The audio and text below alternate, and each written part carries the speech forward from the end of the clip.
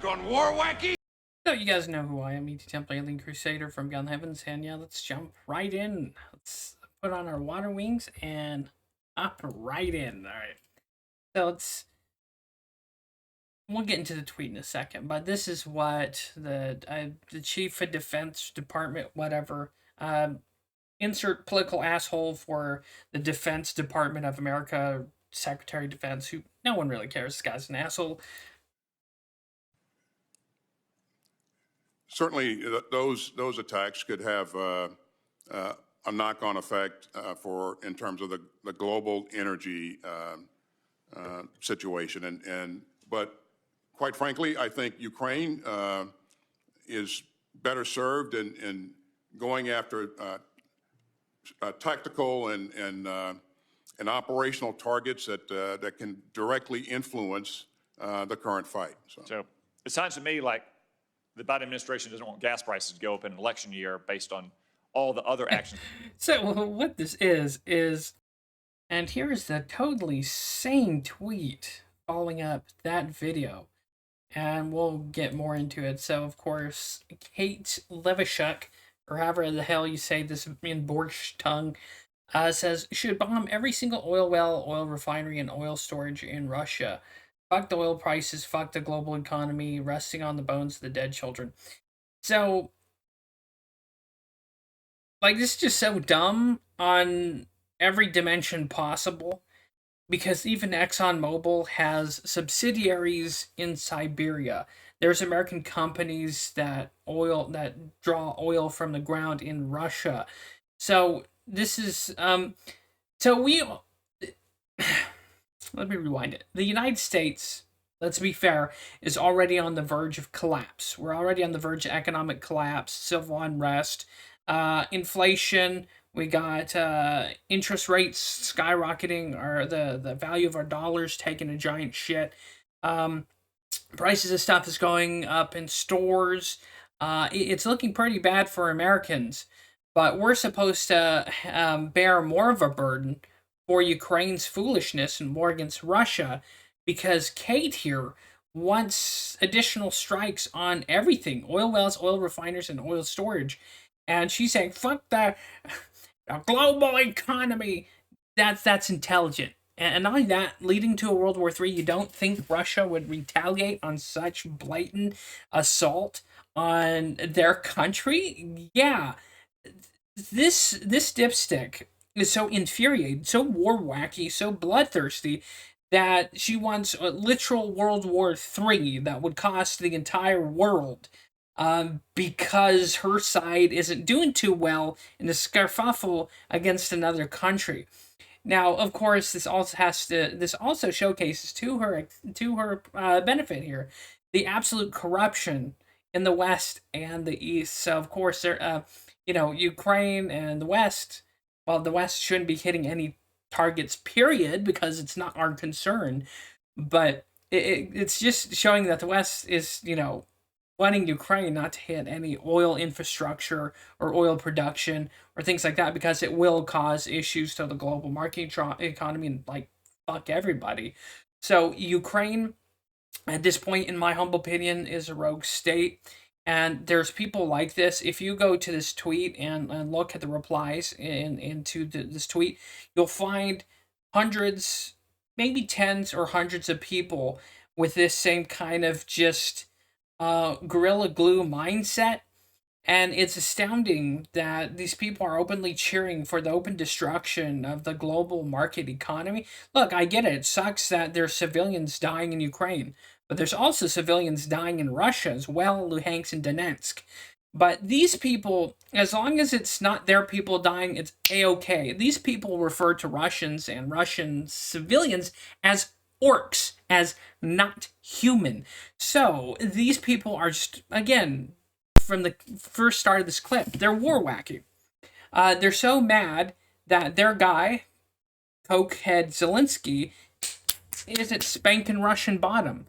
And they're mad that the progress isn't going too well, even with the massive United States support of Abrams, M77 artillery pieces, HIMARS rocket artillery. We got javelins. We've sent Bradleys. Europe has sent Leopard tanks. The French have sent their equivalent of the Abrams. Probably sucks ass. Anyway, so they're getting tons of support and they just can't piece together an effective like offensive, and it's not looking too good for Ukraine. So the more it looks bad and worse for Ukraine, the more you're going to see sentiment like this. These people who are foaming out the mouth, they can't even set aside their own patriotism and chauvinism, if I'm using that word correctly. They can't set that aside and look at the war critically from a standpoint of cost of human life. But then again, these are coming from people who refer to all Russians as orcs and inhuman.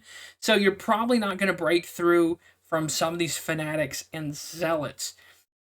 So yeah, it sucks. The world is linked into the economy, and not only that, there'd be additional repercussions. Russia also, there's the BRICS nations, right? There's Brazil, India, um, South Africa, and there's about like few other countries involved with the BRICS alliance. So you don't think that even if, let's say, the West did do something crazy, okay, and struck all the oil depots, refineries, and storage, you don't think the BRICS nation would go, okay, we'll like break away from the global market economy, we'll form our own economy, which they've kind of successfully done, and their money, their currency is being backed by gold, and that's why their currency is stable and kind of killing it at the moment compared to the United States, where we're just printing out money like no tomorrow. It's not backed by nothing. So we're essentially printing monopoly money to fund this tyrant in Ukraine, to fund this plutocratic oligarchy in Ukraine. We just keep printing and printing and printing and printing. Meanwhile, Americans are suffering more and more. And in the tweets of this, I'm not going to show them, but they're like betraying the Americans is like, so they're disrespectful. They don't accept or are grateful for all the shit we've given them, the shit they've lost and have had destroyed. No, they don't say thank you. Instead, we're getting a big fuck you. And from people like Kate here, is they want to push us further closer and closer to the brink of World War III. And these people are absolutely, they're not only war wacky, they're mad.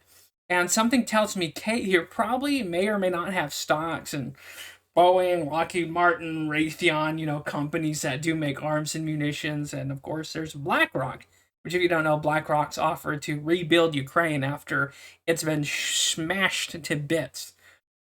So expect more madness like this. I think Ukraine's losing more territory. The Russians are closing in on Chosim Yar, pretty big city. So expect more horseshit like this. Expect more fear mongering and just fanaticism, even on the right side of things with GOP. You have GOP senators that are continuing to push this sham, this false war. That's just my opinion. If you don't like it, there's a dislike button and comments down below, and you can go somewhere else. But in my humble opinion, this boorish civil war shouldn't really contain us, and it shouldn't really contain the West, because it's something that Ukraine has kind of soured on. And of course, for the sake of the loss of people in Donetsk, Luhansk, and Russian loss in Belgrade and that recent terror attack, I think Russia also has a right to defend itself from aggression, especially aggression on that level. So there's civilian loss, there's war crimes on both sides. So from that angle, this war needs to end as soon as possible, diplomatically. And the sad thing about this, to wrap this up, is there's hundreds of thousands of Ukrainians dying on a front, so Zelensky can buy a $20 million mansion in London from King Charles III. Or is it King Charles III? I don't know. But one of the King Charleses, he bought a $20 million mansion. So, again, if this guy was so concerned about his country losing to Russia and we're going to defeat the Russians, why spend $20 million on a house, a mansion in the United Kingdom, in England? Yeah, something. This entire Borscht Wars, the Ukraine situation, if you have a keen nose, you can smell the corruption and bullshit 9,000 miles away. You can smell it wafting in. And that's what all this is. And it's again, I find it amazing that there's people that are so zealous and up their own ass that they'll not only encourage the environmental damage of striking these targets, the global geopolitical angle, financial problems, and World War III, just because their guy is fucking it up. And that's all I gotta say. See you next time. Of course, I know that that video was kind of me being a doom pilled, black pilled, hyperbolic, just piece of shit. So, kind of an apology at the end of the video here.